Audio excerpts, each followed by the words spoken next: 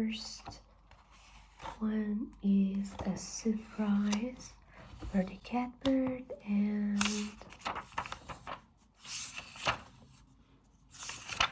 it's 6 page. So what do you want?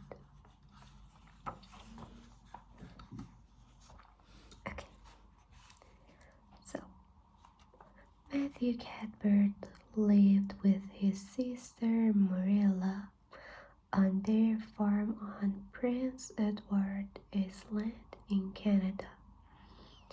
Their farmhouse, Green Gables, was just outside the little village of Avonlea. Matthew was nearly 60 and had a long brown beard. His sister was 5 years younger. They were both tall and thin with dark hair. Everybody in Avonlea knew that the Catbirds were quiet people who worked very hard on their farm.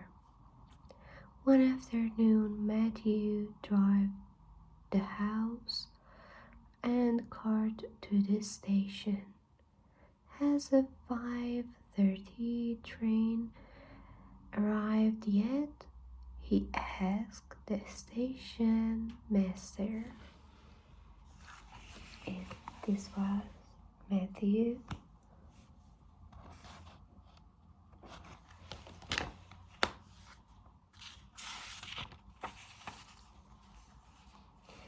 Yes, the man replied, and there is a passenger who's waiting for you, a little girl. A little girl? Asked Matthew. But I've come for a boy. The children's home is sending us one of their orphan boys. We're going to adopt him, you see, and he's going to help me with the farm work. Well, perhaps the children's home didn't have any boys, so they sent you a girl, answered the station master carelessly. Here she is. Matthew turned shyly to speak to the child. She was about 11, with long red hair in 2 plaits. Her face was small, white and thin, with a lot of wrinkles, and she had large gray-green eyes.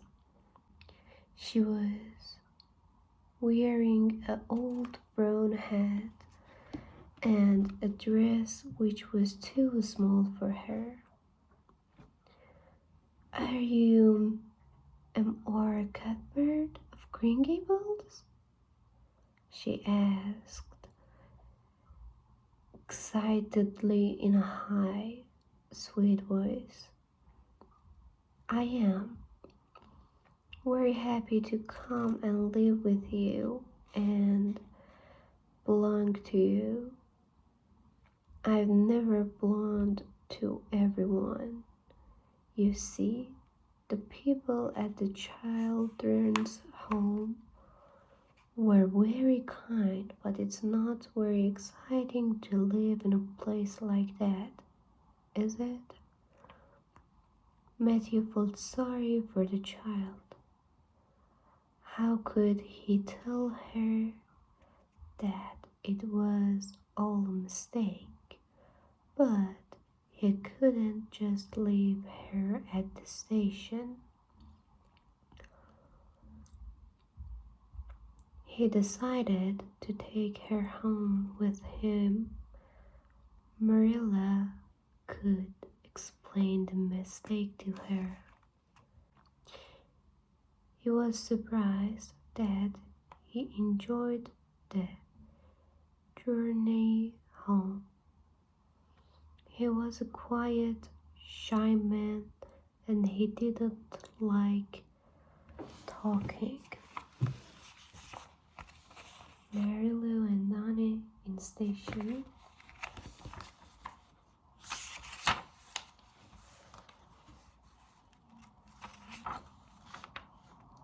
And he didn't like talking himself. But today he only had to listen because the little girl talked and talked and talked. She told him all about herself while they drive along. My parents died when I was a baby, you know? And for the last 3 years, I've had to work for my food. I've lived with 3 different families and looked after their children. So I've always been poor and I have not got any nice dress.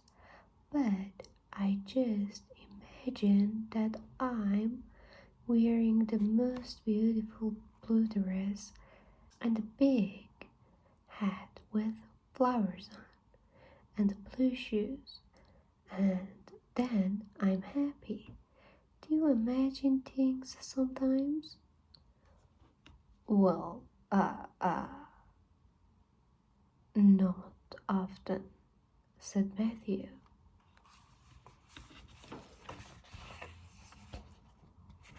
On his imagination,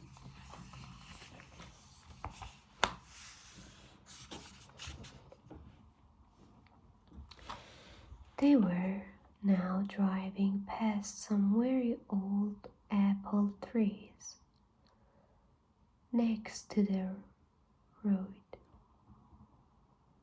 The trees were full of sweet, smiling, snowy white flowers. The little girl looked at them. Aren't the trees beautiful? She said happily. But am I talking too much? Please tell me. I can stop if necessary, you know? Matthew smiled at her. You go on talking, he answered. I like listening to you. When they arrived at Green Gables, Marilla came to the door to meet them. But when she saw the little girl, she cried in surprise. Matthew, who's that? Where is the boy? The children's home has made a mistake, he said unhappily, and sent the girl, not a boy. The child was listening carefully. Suddenly, she put her hand in her hands and began to cry. You didn't want me? She sobbed. Oh, you don't want me because I'm not a boy. Now, don't cry, said Marilla kindly. Don't you understand? Oh, this is the worst thing that's happened to me in all of my life. Well, you can stay there just for tonight, said Marilla. Now, what's your name? The child stopped crying. Will you please call me Cordelia? She asked. Call you Cordelia? Is that your name?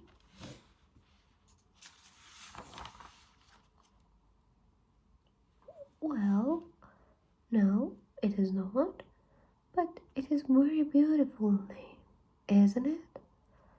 I like to imagine my name is Cordelia because my real name is Anna Shirley, and there is not a very interesting name, is it?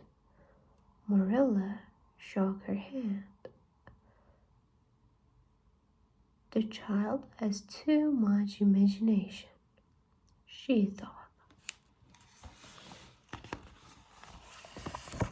Marilla, Anna, Matthew.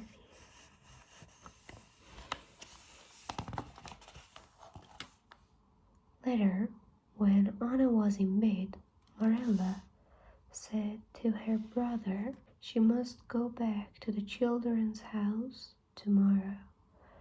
Marilla, don't you think, began Matthew.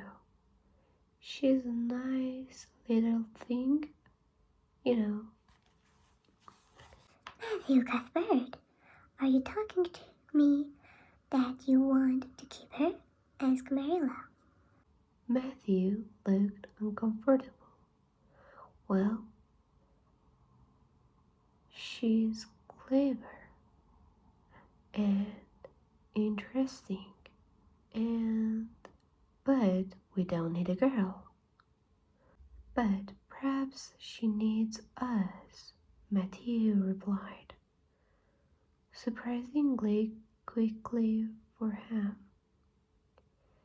She's had a very unhappy life up to now, Marilla.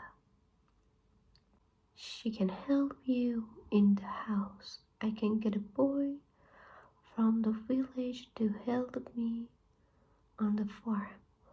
What do you think? Marilla thought for a long time. All right, she said in the end. I agree. The poor child can stay. I've looked after her. Matthew smiled happily.